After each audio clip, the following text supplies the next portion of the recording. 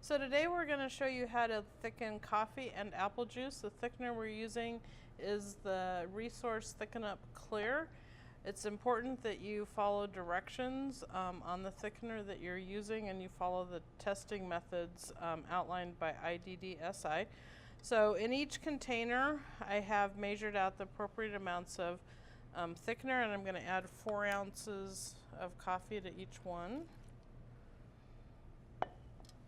And then we're going to mix in the gel. As you can see, it's already starting to thicken up. The directions on this can says it should reach desired thickness within 5 minutes. So after we've mixed the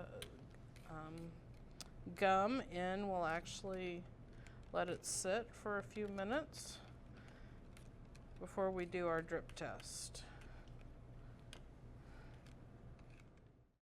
So the IDDSI guidelines tell you how to do a flow test. It's using a 10 millimeter syringe, and on their website they also indicate what type of syringe and the size it needs to be, because 10 millimeter syringes do vary, and some actually hold 12 mils instead of 10. So you need to make sure when you're doing the test that you've checked for that. So we're going to put 10 mils of liquid in our syringe, and this first one we're going to test is slightly thick, which is supposed to empty out of the syringe and only leave some between 1 to 4 mils in 10 seconds. Okay, and we're going to start counting.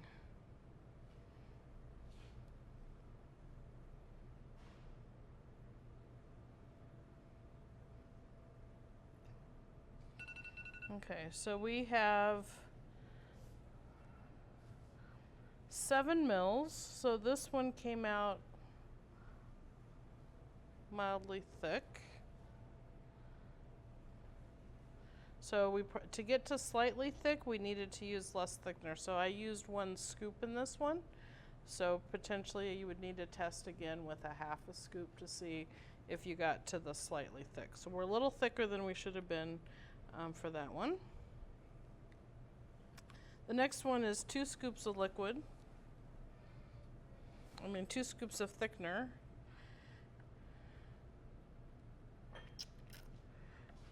It's also important when you're testing that you're testing at temperature you're going to be serving. So potentially when we tested earlier today to get ready, our coffee might have been a little hotter, a little colder, which might be why we're seeing a slightly different result. So the guidelines for the audit forms have you testing at service 15 and 30 minutes just to make sure your product's consistent.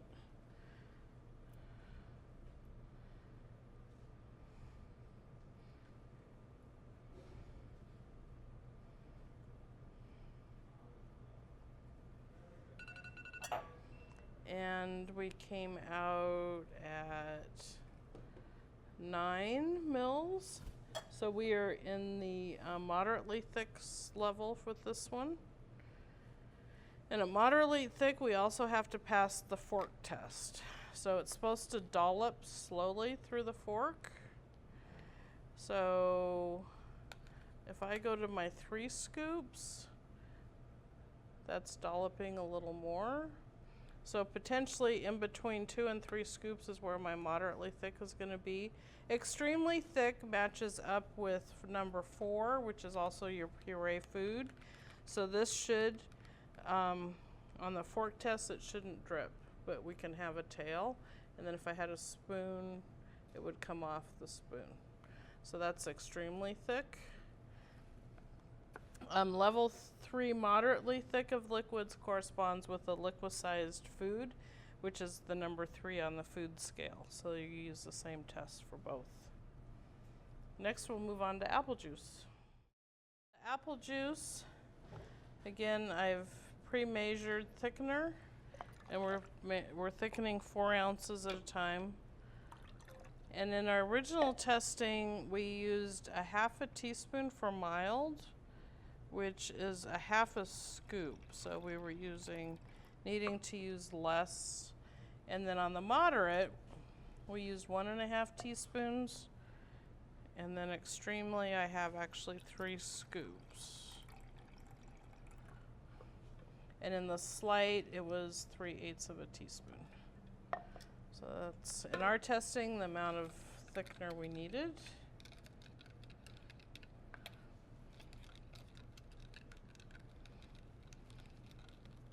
And again, we're going to let it sit for 5 minutes.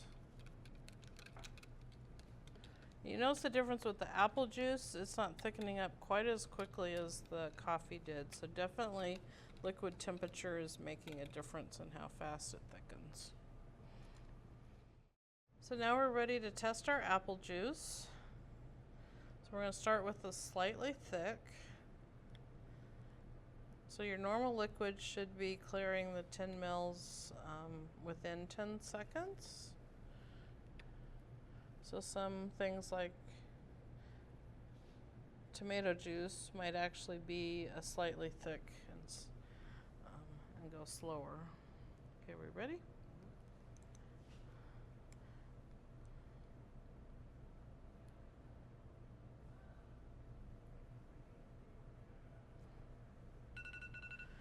So we're at 3 mils left. So slightly thick is defined as 1 to 4 mils.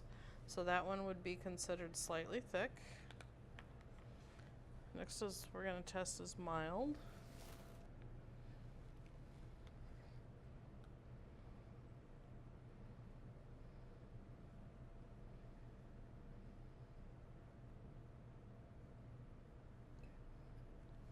And this one we have 5 mils left, and mildly thick is defined between 4 and 8. So you can tell this is our moderately thick. It's a lot thicker. Okay, we're going to do the drip test. So this is supposed to be greater than 8 mils. But you can tell we're just getting a few drops out of here in 10 seconds.